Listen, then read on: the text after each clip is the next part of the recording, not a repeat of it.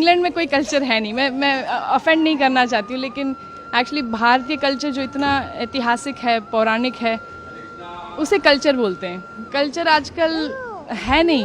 India में भी बहुत तेज़ रफ्तार से गुम हो रहा है कल्चर। हम अभी भी है ऑब्वियसली यहाँ पर, लेकिन एक्चुअली इंग्लैंड में देखा जाए तो अब आजकल बस आधुनिकता में सब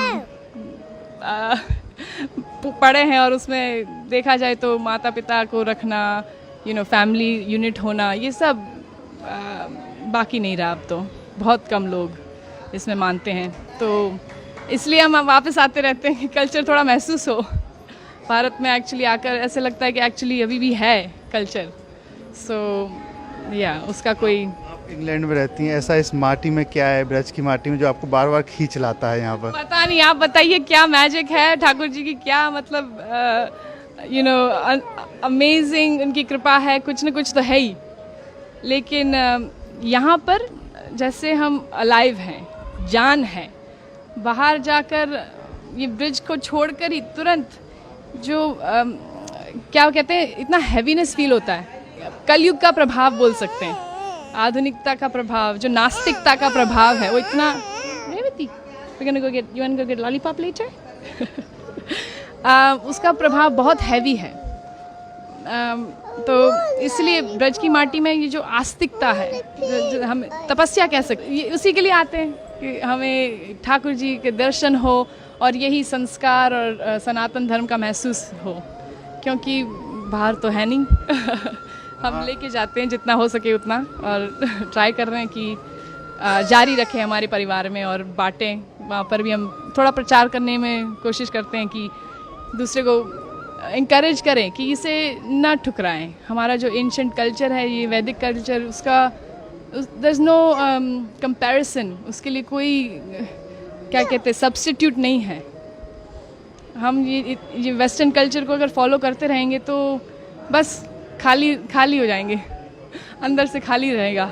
इंग्लैंड में ड्रेस अलग पहनते होंगे, लेकिन यहाँ आप पूरी तरीके से साड़ी पहनकर, तो कैसा लग रहा है यहाँ पर? बहुत अच्छा लगता है साड़ी पहनकर। ऐसे लगता है कि मतलब अभी कुछ त्योहार है, नहीं तो फिर बस काला ग्रे पहनते हैं वहाँ पर, क्योंकि ठंडी इतनी रहती है तो कोट पहनते पूरा दिन लगभग, तो यहाँ पर मन लगता है।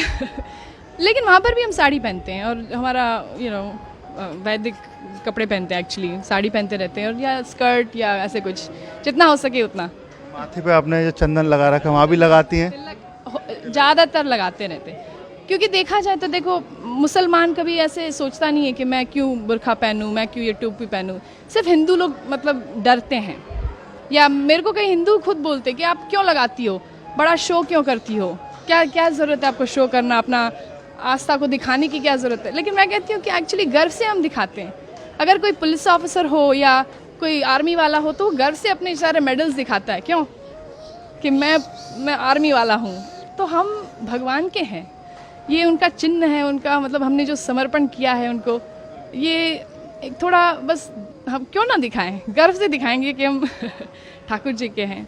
उससे मतलब प्रोटेक्शन मिलता है ऑनेस्टली। मतलब ऐसे सिर्फ दिखावे के लिए नहीं है कि लगाया हुआ है, कि भगवान हमारे साथ है, वो तो है ही हमेशा। लेकिन थोड़ा जैसे हम सिंदूर लगाते हैं अपने पति के लिए, तो भगवान के लिए क्यों ना लगाए, और वो उससे इंटीमेसी लगती है भगवान के साथ, तो उस प्रोटेक्शन भी बहुत महसूस होता है कि नेगेटिवता मतलब जो नेगेटिव है वो एनर्जी थोड़ा दूर रहे। तो क्या करती हैं आप इंग्लैंड में, क्या काम करते हैं? मैं एक्चुअली पार्ट टाइम, मेरे चार बच्चे हैं, आज 2 है, 2 घर पे अभी, और तो पार्ट टाइम मैं संस्कृत पढ़ाती हूँ उन्हीं के स्कूल में। वहाँ पर एक कृष्णा अवंती करके लोकल स्कूल है इंग्लैंड में, और एक्चुअली सरकारी स्कूल है, सरकार पैसे देती है, लेकिन हिंदू फेथ स्कूल है, तो मोस्टली हिंदूज जाते हैं वहाँ पर। और संस्कृत, योगा, सब वेजिटेरियन खाना, 11 एकादशी का खाना होता है वहाँ पर, तो बच्चे लोग वहीं पढ़ते हैं, और मैं वहाँ पर संस्कृत पढ़ाती हूँ उनके प्राइमरी स्कूल में पार्ट टाइम। गीता भागवत भी आप पढ़ती होंगी? बिल्कुल, जितना हो सके उतना। गीता पढ़ते हैं, Bhagavad Gita, Bhagavad Gita, you go to Bhagavad Gita classes every day? वहाँ पर जो इन लोग का ग्रुप किया हुआ है बच्चों का, और वो रोज़ भगवत गीता क्लासेस में जाता है। थोड़ा हिंदी कम समझता है तो मना कर रहा है। तो कोई आपको भजन या कोई याद है कुछ गा सके? भजन भजन तो आई मीन आज रामनवमी है तो Raghupati Raghav you want to sing with me Rohan? Ram Navami है, श्री राम जी को याद करें। सॉरी हाँ, you want to sing with me? Raghupati Raghav Raja Ram, पतित पावन सीताराम। बोलो रघुपति राघव राजा राम, पतित पावन सीताराम। जय हो। जय हो, हरे कृष्णा। देखिए बात करें इंग्लैंड की, वहाँ बड़ी बड़ी बिल्डिंग है, यहाँ पर सिर्फ धार्मिकता है, तो कुछ अलग लगता है। तो बड़ी बड़ी इमारतें हैं विदेश में, लेकिन उसका क्या फ़ायदा अगर दिल छोटा हो, मन में शांति ना हो, अंदर सुख ना हो, हृदय में मतलब प्रेम ना हो।